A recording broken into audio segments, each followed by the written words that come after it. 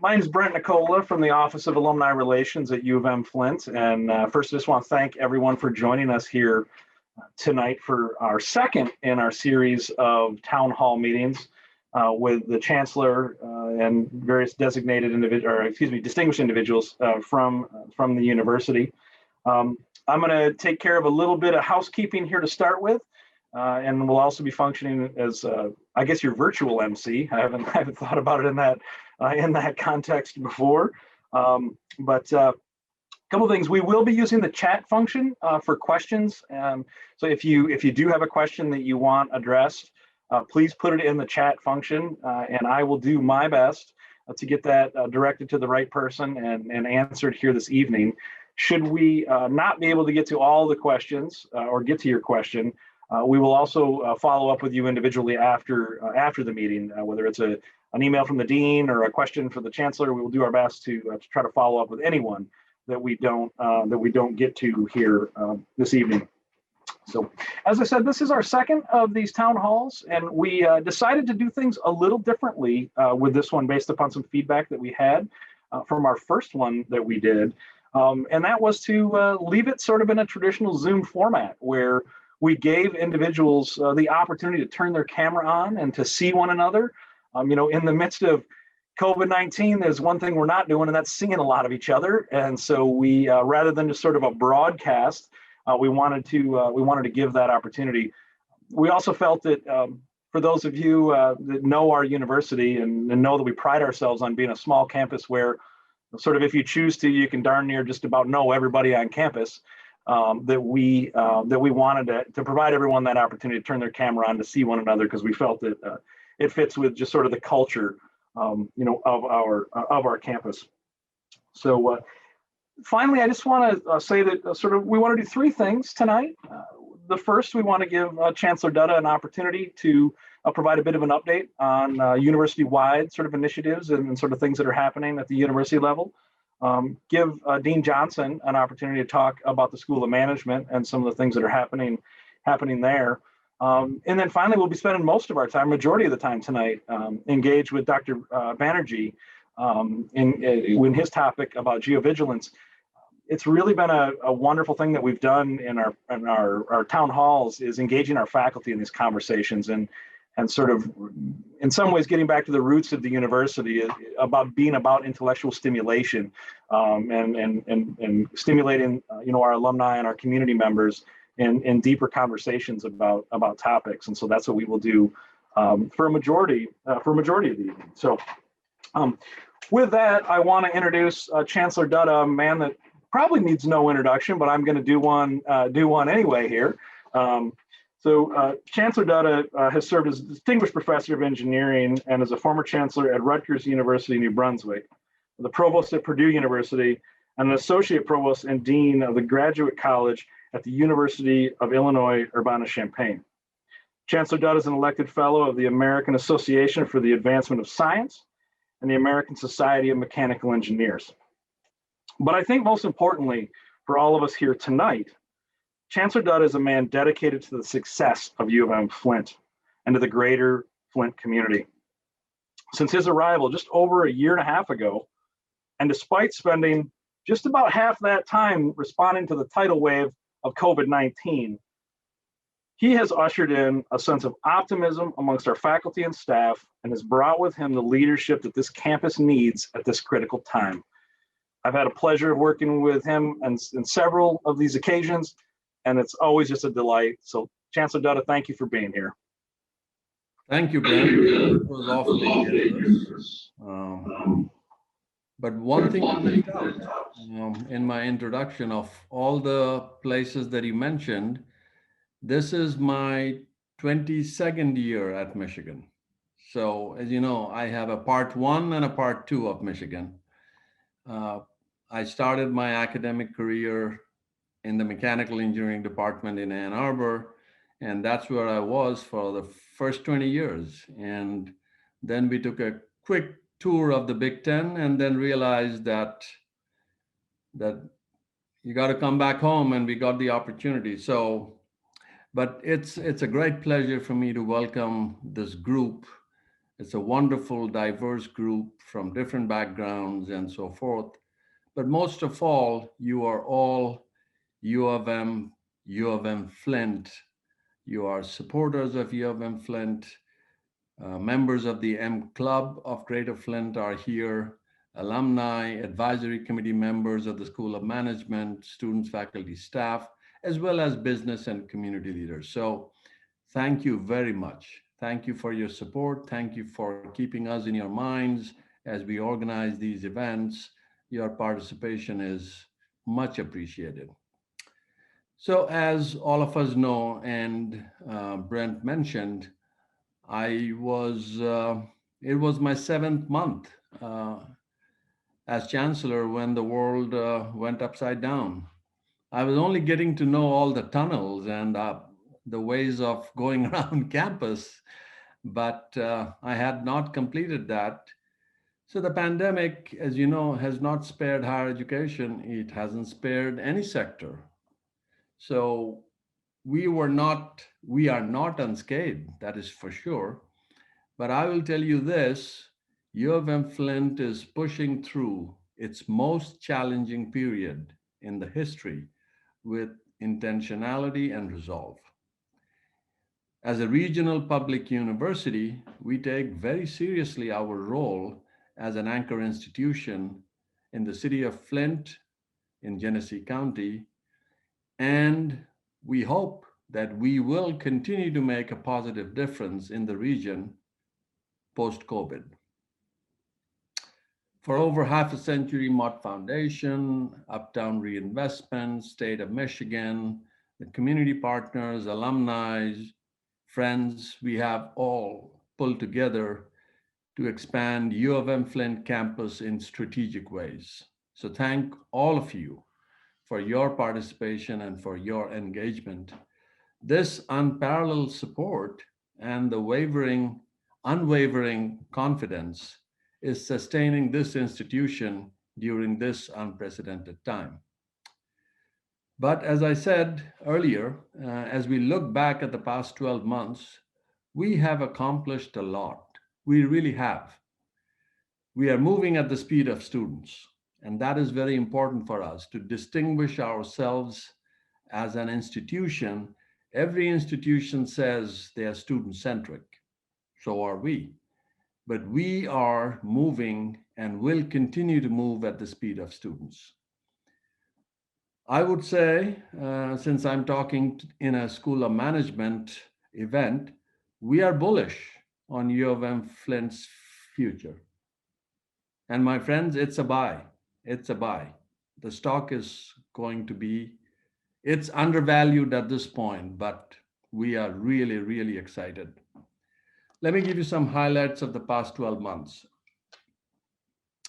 A big initiative that you will be seeing very soon, it has already hit the marketing and advertising channels, is Blue for You. It is a $11 million recruitment, retention, and graduation, a student success initiative.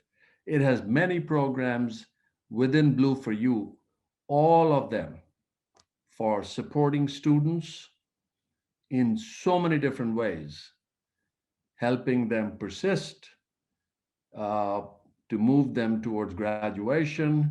We are looking at veteran students. We are looking at students from Flint. We are looking at in-state students. So it's something that we are very excited about, and we have launched it, and we think is going to make a real positive difference at U of M Flint. I mentioned this first because I want you to remember it. Blue for You, simply to remember.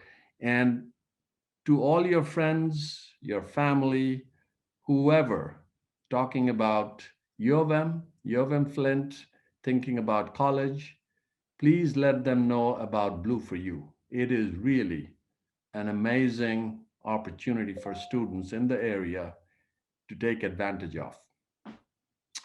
The other thing that I'm very proud of, we have established the Urban Institute for Racial, Economic, and Environmental Justice. Briefly, we refer to it as the Urban Institute, the very first research institute at the U of M Flint that is going to focus on disparities, racial, economic, environmental. And this is a very important initiative and led by faculty, working with community. It has the opportunity to make a very positive impact in this community, and I believe will be highlighted in the years to come as an institute that is making national news. We just are going to do that.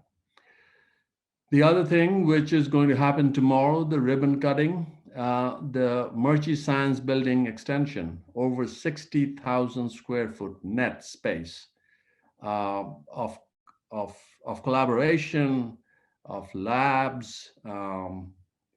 It's excellent. It really is excellent. I was there this afternoon doing a trial for the ribbon cutting tomorrow. So I hope some of you will watch. It is going to be virtual, except just a few of us will be in the building for the ceremony. And it is adding new space, capacity for innovation, I believe, because these collaborative spaces increasingly are important for institutions, not only in science and technology, but in management, in health sector, including the liberal arts, right? So very excited about that. Brent mentioned about Banerjee, and he mentioned that most of the time this evening we'll be listening to faculty members.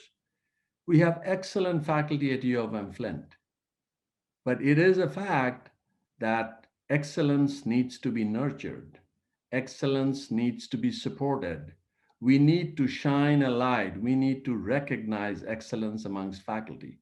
And therefore, thanks to Mary Jo, who is here, who is in attendance with us today, we have been able to amend some large existing endowments, and we have created new endowed chairs, a total of 12 new endowed chairs, Thompson Fellows, Weingarten Professorships. So these would give us the ability to acknowledge faculty members who are doing excellent work, and also use these prestigious chairs to attract top faculty into U of M Flint. I'm really very happy about that. As I said, we are a regional public university engaged with the community. Our plan is to drive economic development in the region. Faculty oftentimes like to say publish or perish, right? You've heard that. For U of M Flint administrators, I say partner or perish. We have to find ways by which we partner with the state government, with federal government, with community businesses. So in that regard, we created a new office that is a consolidation of offices on the campus, Office of Research and Economic Development, ORED. It's a one-stop shop for research and economic development for businesses from the outside. Everything that you need will be available in ORED. They can connect you to various resources. And likewise for faculty at U of M Flint, any kind of support they need to engage with businesses, with federal agencies, you go to ORED and already we are seeing results. I am not at liberty to share with you the details because it has not been made official, but we have a major grant that we were able to secure through ORED. So it's already making a difference. And the second thing I'd say, most of you probably know, we are launching a new College of Innovation and Technology this fall. And this College of Innovation and Technology is the second such college, a college of technology, freestanding in the state of Michigan, only the second. And the opportunities of collaboration with SOM, with the Health Sciences College, with Arts and Sciences, it's extensive. So this will create a new environment for interdisciplinarity, for collaboration, for research, and so forth. So we are very excited about that. Giving Blue Day, most of you probably know, it comes every year. And for this year, it's March 10th. But unlike the past years, this year we have a really ambitious goal. You'll probably hear about it a little later. I mean, not tonight, but it is a really ambitious goal. We are setting the bar high. So it'll be a goal that we have never set before, but we are confident that we can work toward that goal and raise the funds needed. And tonight, I'll say I'm very excited that amongst us, there is an individual with us tonight who has really stepped up and made a leadership gift to our SOM and helped us in the GBD, the Giving Blue Day efforts. So I would hope that all of you will consider when when you get the information, we really want to make this event something that the institution can be really proud of. Building momentum is what we are saying here. And finally, let me end with inviting all of you to a multimedia presentation that I will give. Resolve, Recommitment, Results. That's the title of it. It's on February 11th. I'll be recapping the year that went by. I started in August 2019, and instead of an inauguration, I chose to do a simple lecture, an inaugural presentation. And we did that January 20th of last year. So it's a year after that inaugural presentation. We laid out some plans, and I'll recap the year and look at the future. So if your time allows, please do attend. So with that, let me end. And once again, I thank you very much for attending. And I'll be here the full session. If you have any questions, if there are things that I can answer, be happy to do so. Thank you. Thank you, Chancellor. As Chancellor said, if we do have questions, feel free, please type them in the chat, and I will do my best to get those to the appropriate individuals and get those answered. Chancellor mentioned the event that he will be hosting here coming up. This maybe is a good time, Chancellor. We can be sure to include that. We're going to do a follow-up email to everyone that's here. So one of the things we'll be including to everyone that's here, we'll be sending them the link to tonight's video. We'll also be sending them a survey about this evening's event. And there's no reason we shouldn't include some more information about the event that you mentioned. So we'll be sure to get that and include that in the email that we send out to folks here probably later tomorrow afternoon or so. So again, we don't have any questions in the queue at the moment, but please feel free to get some in the queue if you've got one, and we will get them answered. With that said, we'll move on to Dean Scott Johnson. Scott has served as the Dean of the School of Management at the University of Michigan-Flint since 2013. Scott, that would make you're probably the longest serving dean. I just sitting here thinking about that as I was kind of rattling through my own head. That's probably the longest serving dean. Dean Johnson received his PhD in marketing from the Eli Broad College of Business at Michigan State University. That's okay, Scott. And his MBA from Carlson School of Management at the University of Minnesota. Scott's research interests include a word-of-mouth communication and recommendation-based decision-making in the selection and evaluation of professional service providers. He has published in journals such as the Journal of Financial Planning, the Journal of Education for Business, the Journal of Academy of Marketing Science, the International Executive, Journal of Advertising, and the CPA Journal.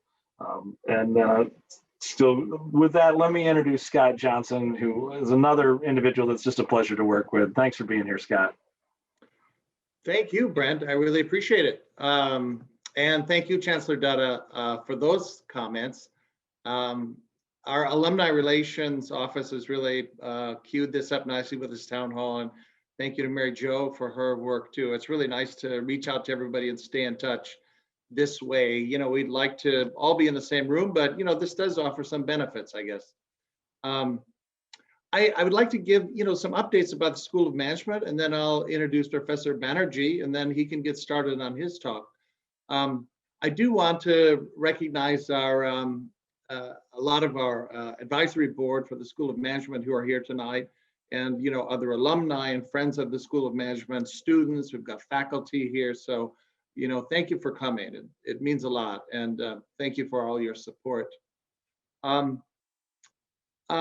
wanted to lead off by mentioning that, you know, when the pandemic got started, we did a special initiative to help students, and we received almost, you know, immediately gifts of over $30,000. And this was just incredibly helpful. We offered scholarships to students. We offered laptop loaner program that we got going, and because some students, you know, are laid off, or they're, you know, if they had been working in the restaurant industry or you know, in a hotel hospitality or something like that. And many of our students, you know, have children at home, they have parental responsibilities and so on. So, you know, those things really helped our students stay on track and be successful. So I do want to thank everybody that participated in that program. I did want to also talk about some of our student organizations. They had a great year. This past year, the Entrepreneur Society, which is a group of students led by Michael Witt, Professor Michael Witt, won the Global Chapter of the Year Award for the Collegiate Entrepreneurs Organization. And it's a network of over 250 colleges and universities across the country with 8,000 students. And they got the, you know, Best Chapter of the Year Award for really supporting entrepreneurship and providing opportunities for students to learn about entrepreneurship. So that was really wonderful. Another big win for us was our Financial Management Association students were in New York. This was just prior to the pandemic starting in February, well, almost a year ago. And they received top honors at the National Finance Conference case in competition in New York City. And it was the first time that we had participated. There were 60 universities across the country, and they came in third. So we're really proud of that. And Dr. John Stevens headed up that group. And I do want to also give kind of a shout out to our volunteers and tax assistance program. I see Kathy Miller is here, one of our fine accounting professors. And this program, VITA, it's called, helps hundreds of people in the community who sometimes have trouble for various reasons filing their taxes. So as part of a personal income tax course, Kathy has students work with individuals, and we're going to do that again this year. We're, you know, planning for that in this, you know, era of masks and everything, but we're still going to do it again this year. So we're really, really pleased about that. We also had really good success for the Hagerman Center, and Professor Mark Simon heads that up. He did what's called a Zillion Solution. So students across the university, every academic unit was represented, and the students say the challenge is, you know, look for some problem out there, and how could you solve this problem, which is kind of the essence of entrepreneurship. And so this past year, a student, Madeline Raspberry, a nursing student, won the $2,000 top prize, and her idea was to have a pressurized stethoscope that lights up and reminds the healthcare worker to wash their hands. So when they put their stethoscope on, it kind of lights up, which is a reminder that they need to do something before they're using this device.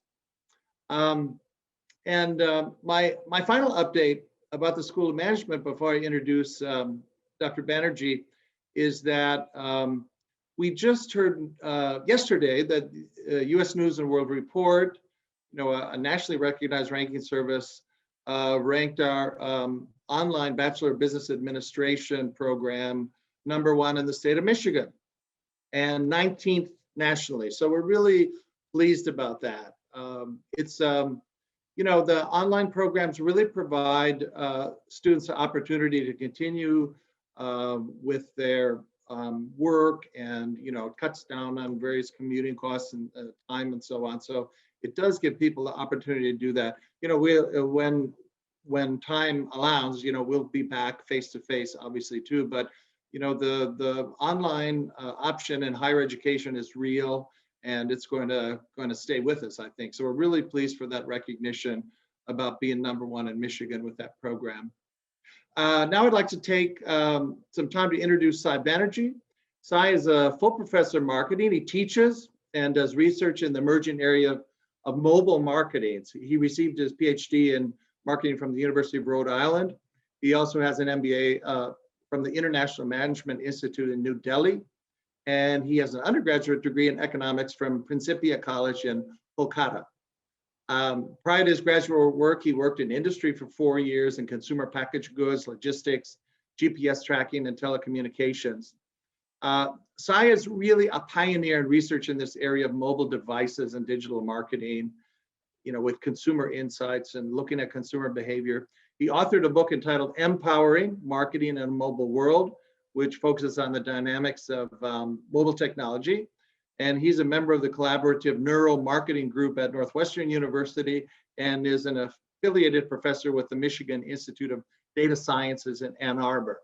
And of course, he serves as a reviewer and editorial review board member for several internationally recognized journals. So mobile marketing is really a multifaceted concept, as you will hear in a moment. But the major point is that smartphones have changed how consumers interact with business and how businesses interact with consumers. So real-time reporting of one's location, product and service preferences, likes and dislikes, is all resulting in an explosion of data available to both consumers and businesses. So with that, Sai, I welcome you. This is Professor Sai Banerjee.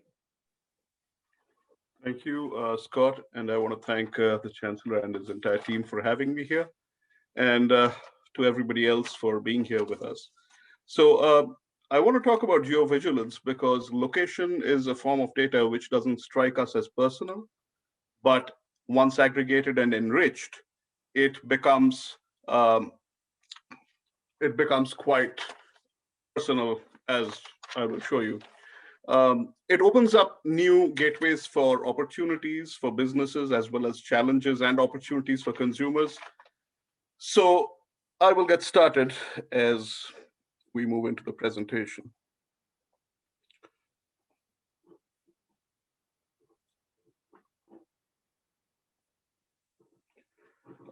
Okay, I'm guessing it's visible to everyone?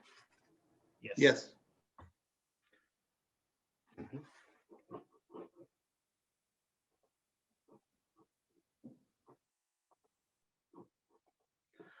So we'll essentially discuss the new data environment, how this data gets produced, how it gets used, and the standards which determine the hygiene of location data, the standards of hygiene of sharing location data.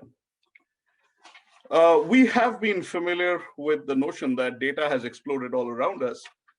In particular, if we look at the global data sphere, whether by region or in total, between 2010 and 2020, the volumes have gone up almost 40 times. And between 2020 to 2026 or 25, we expect it to go up between 4 to 5 times more. And one would expect that organizations with more data can handle customers better, can deliver better experiences. However, that has not been reflected in all customer satisfaction ratings. And it seems that CMOs, the chief marketing officers, who tend to handle the customer experiences, have been reducing tenure. The average number of months in the CMO role has declined to approximately 30. That's the median, sorry. And this is 2.5 years, which is quite significantly different from other chief roles like the CTO or the CFO or the CEO. And one of the reasons is the incredibly high amounts of data has created more complexities, more uncertainties, and more stress in the role definitions employed by them. There has been a transition from market research to market intelligence, which essentially means that we have moved away from, occasional secondary data research, market research with surveys, focus groups, to streaming data from the wearable devices that we are moving around all around us. So it can come from your car GPS, your mobile phone, your apps, your wearable device, just about anything that you can think of that's connected to the net. And usually it's done through cell triangulation, Wi-Fi referencing, GPS signals, as well as beacons. And beacons are those small instruments which help an organization identify whether you're in the vegetable aisle or the beverages aisle. So when we look at the location sensor deployment globally between 2015 and 2016, it actually went from less than 1 million to 13 million. But we expect that number, it's forecasted to grow to 31 billion by 2026, which would effectively mean 4 beacons for every person on the planet, which is pretty intense, if you ask me. Now, how is this large volume of data used or utilized? And there are 2 aspects I see in this, simplifying it. One is the temporality, which is whether it's current location data or geolocation history, multiple points of movement. And the other aspect is whether it's enriched with demographics, preferences, and behavioral variables or not. And for simple organizations doing basic stuff, they would be doing proximity marketing with current location data and not enriching it much. But more sophisticated firms will be identifying imprints and temporal movement patterns for enhanced consumer insights. So usually current location data is used for setting a perimeter around a particular location, identifying whether you're there now, geo-targeting you based on whether you have visited a location in the past, in a place in the past, geo-conquesting, which is knowing if one of your customers is at a competitor's store and whether you can attract him or her back, and basic proximity marketing, which is, how are you within 50 feet of this particular store? So these are the very basic practices. How is the data enriched and how does it get exciting? Now, this is what I call the wedding planners. It's called the programmatic buying ecosystem, which basically brings together your attention span, your eyeballs, with the brands who you could be looking for when you're browsing online. And parties like Facebook and Google, through a real-time bidding process, create this auction, which does the matchmaking in the center. And it is in this process that location data ends up enriching the value of the data, which increases conversion likelihoods of the customers. So for example, look at this tweet. When I'm shopping online, I'm trying to picture what an outfit will look like on me. It's a pretty stark presentation that the person is not happy with their experience. And on an average, any online apparel advertiser would be interested in targeting this person. However, if you know that this tweet was sent out by a person who's right next to the Macy's near Empire State Building, New York, then immediately Macy's knows that their likelihood for converting this customer is much higher than anybody else because she's around the corner. And they would be likely to put in a bid much higher than anybody else. And that raises the value of the bids. That's how location data escalates the economic value of this ecosystem. And how do we incorporate movement patterns and the history of location For this, we ran this research study a couple of years back with 200 users who shared their restaurant visits on Foursquare between San Francisco and Chicago. And based on the check-in patterns they demonstrated on their locations, when I say check-in, I mean restaurant visits, we could actually develop an index of cuisine conspicuity, which is essentially how exotic, adventurous, or mundane a particular cuisine is in that city. And it varies depending upon the sociocultural background of the city. So mostly it was similar, with both cities considering the quick and greasy cuisine, which is barbecues, pizzas, burgers, to be the most easy to approach cuisines. And the Ottoman cuisine, which included Mediterranean food, Turkish food, to be the most difficult to acquire the taste of. The difference was in San Francisco, Mexican food was considered to be more exotic than in Chicago. Now, based on these rankings, we could actually start scoring users as to how adventurous or neophobic they were when it came to trying food. So Jane Doe here, her imprint says that wherever she posts, it's mostly Pan-Asian food, and she likes seafood. So she can be typed as a seafood lover. But if you look at John Doe, he goes to different types of cuisine that includes Asian, that includes barbecue, that includes Italian. So he would be a customer who would be more likely to try something innovative if placed on the menu. And this metric can help us predict where people will go next and where they will not go next based on the scores. So this gives us an idea about how this geolocation history can actually be made into a tool for marketers. Now, the standards of acquiring and sharing this data are also quite important. One aspect is, what are the privacy regulations in this industry? And it's not just what regulations the government has set up for you. That also means what self-regulating standards you hold to yourself as an organization. And even if a firm has low privacy or weak privacy regulations, as long as the accuracy and precision of the data is low, we don't have a lot to worry about. But if the accuracy and precision is high and the privacy regulation is weak, that is a point of concern. So to give you an idea about precision and accuracy, approximately 35% of the third-party bid requests of that wedding planner visual I showed you have location data. But out of 500 million bid requests per day, approximately 1% have quality location data. Though it sounds like a low percentage, that number is pretty large. This is just for one company, 5 million data points being generated every day of quality data. What is quality data? Quality data is defined in terms of the margin of error. So when you have, what is the distance between the physical location of a device and the recorded location? On an average, that number is seen to be 93 feet or 30 meters. However, this number changes depending on what city you're looking at.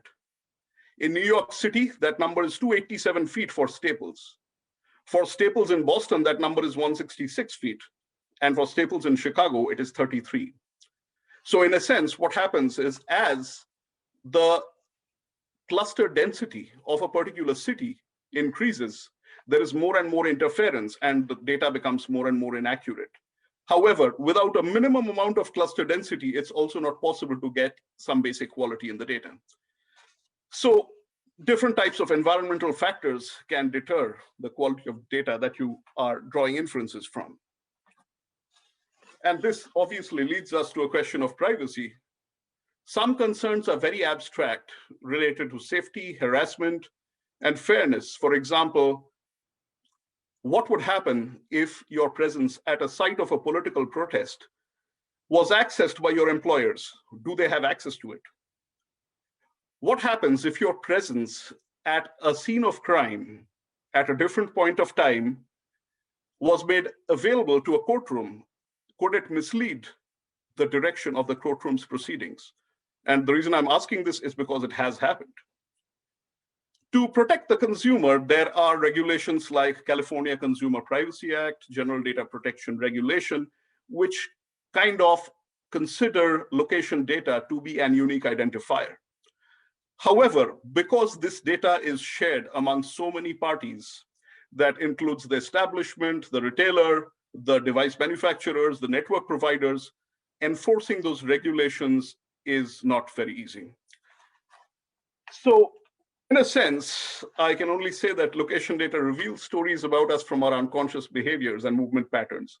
Short example, I never realized that I go to the gym at 5 o'clock every evening. It's just that I got into my car and my phone started giving me directions to the gym.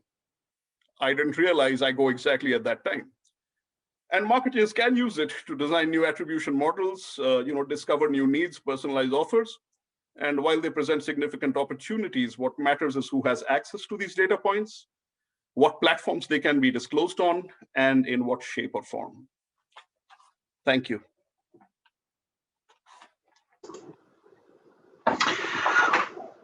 Wow, fascinating. Absolutely fascinating and maybe frightening. When you see, we did have a question come in, Dr. Banerjee, about this concept of a bid request that you used, and sort of the question is around who initiates a bid request and when and why. Sort of, can you explain that a little bit? Yeah, and thank you for that question. I would have done that. It's just that, let's say you are searching for a product like a designer watch on Google or in Facebook, and once they understand that you are interested, Facebook will share your demographic profile, your browsing history, and indices that they have created with a list of advertisers and brands. And they will look at your profiles among many other consumers and say, okay, we would like to bid 50 cents for this guy, 45 cents for this guy, 30 cents for this guy. And then there's a matchmaking process, and that yields the outcome. And then you start seeing their ads. Right. There's another question here about, frequently when you're browsing, maybe loading a new app, something on your phone, you'll be asked about, your location and sharing your location data. So are you suggesting that there's the best answer, there's a right answer to that question, or is there sort of an advantage or a disadvantage to saying yes or no, and what are those considerations that need to be made? Honestly, many of the times you cannot receive the service you want unless you share the data. That's one.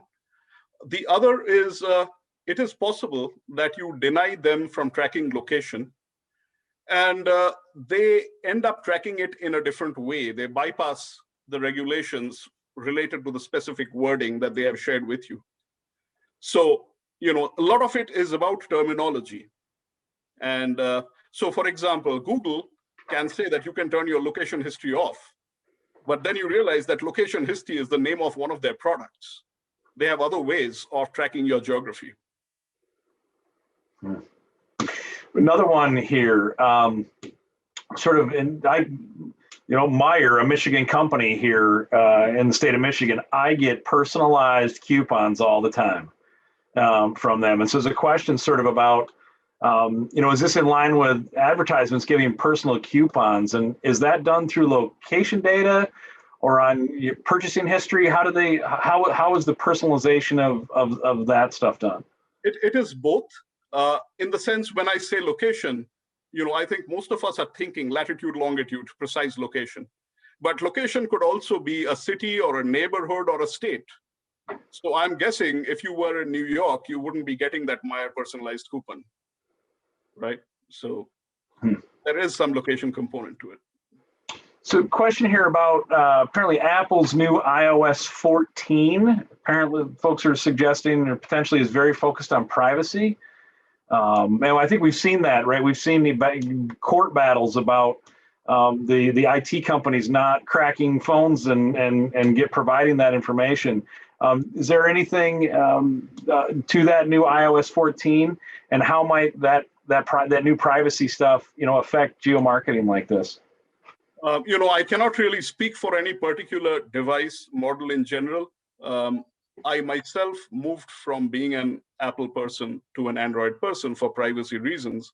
However, I do know of the case with Homeland Security and FBI that they had a few years back, which kind of validated their establishment of privacy settings. So yeah, I don't have a direct answer to that. Another one came in here about this idea again of a bid request. And so I'm assuming that in the term bid means that there's a financial transaction that takes place, that someone pays, for that information. Who receives the money? Who's paid? Is your internet service provider? Is it the Googles and the Facebooks, or is it a combination thereof? There's a whole ecosystem of players out there, and part of Facebook, part of Google, they play some of the major intermediaries. But there are other entities there who, lots of technical names in there and technical role definitions that share these proceedings. So there is, when you hear that Facebook is really interested in protecting your privacy, it is for good reason, because they want to have control over your data. Because the moment they no longer do that, you are no longer a scarce resource. Fascinating, fascinating. Another question here, sort of a broader kind of question, just around what do you see over the horizon? What does the next 5 to 10 years look like in this space? Somebody said in the long run we are all dead, but I can't even go 5 years at this pace. I can probably think what will happen in the next 6 months, and that would be, radical enough. Because honestly, the technology is moving much faster than regulation, and that is a real challenge. We have to create some scholarly visions about what-if scenarios, not just about what has happened in the past and statistical analysis, but what could potentially happen, and prepare ourselves for those scenarios. There's so much going on, including the pandemic, our dependence on the electronic world. Yeah, there's little I can answer anymore. Well, someone posted fascinating and frightening. So maybe that's a good way to summarize that. I just want to add in something there. One of the ways of cautioning people about potential challenges and opportunities is to write about privacy. And that has limited impact. The other option is for scholars to actually provocatively create new scenarios which can challenge people's boundaries in a legal way so that they understand what they could be potentially up for. And I think that's another way of creating awareness. So someone asked here too of sort of short of throwing your cell phone out, is there any real path to privacy?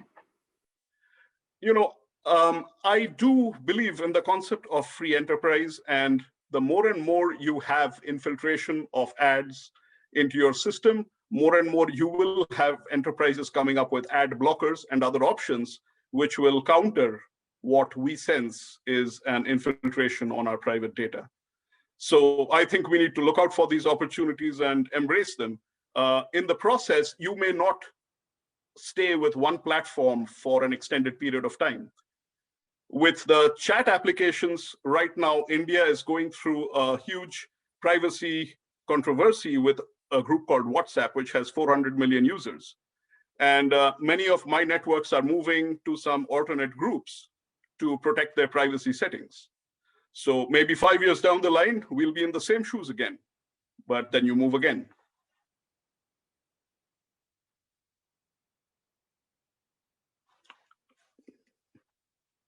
Your mic. Thank you, sir. I'm trying to keep my mic turned off while you're talking so we don't get feedback and an echo there. Two questions came in. I don't know, Cy, if you'll necessarily be able to answer this, but maybe perhaps one of the deans or the dean or chancellor. Is U of M Flint using this type of information for our recruitment efforts and the types of things that we do? I don't know if Cy, whether you know that or whether anybody on the call knows that or not. I do not have access to that information. I do not know either. Scott, do you know? Well, sometimes we'll put something on Facebook, and then there's an opportunity to geofence. So in other words, here's this announcement, and we're going after people who are in this specific geographic location, like a football game, let's say. And so we can geofence, and then we can boost it for another, I don't know, $20 or something.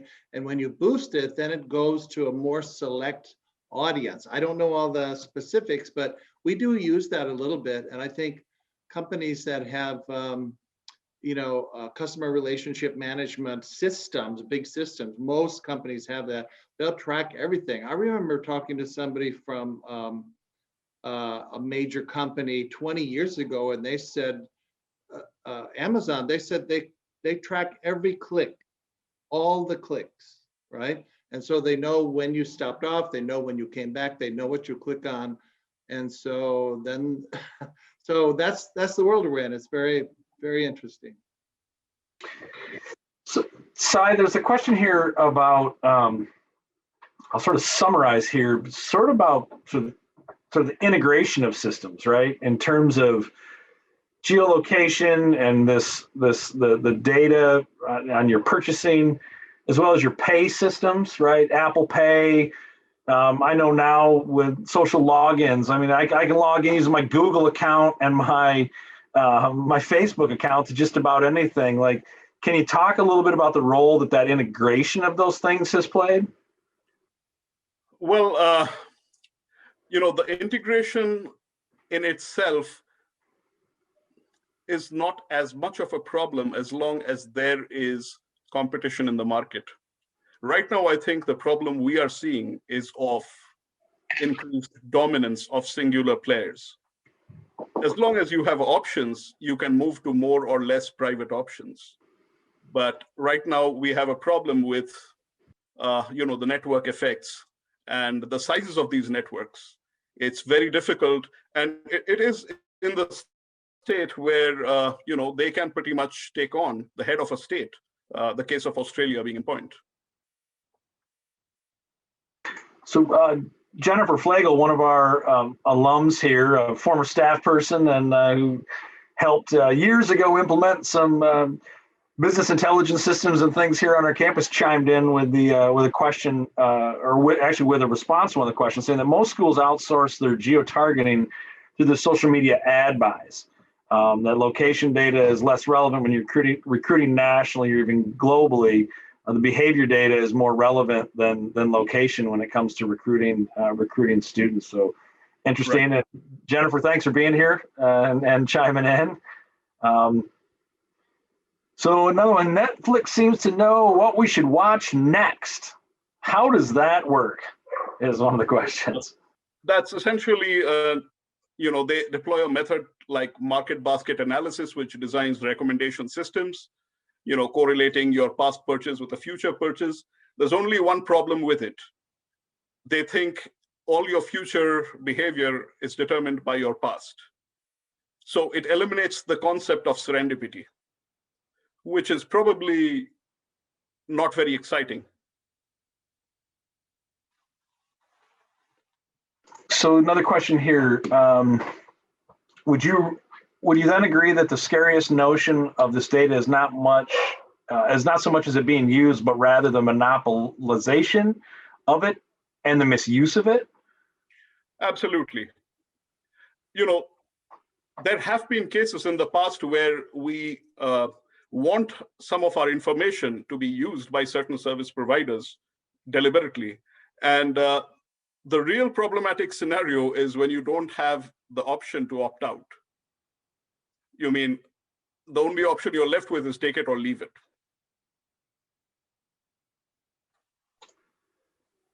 that's all of the questions we've got. We've had so far. Somebody chimes in with "leave it." So,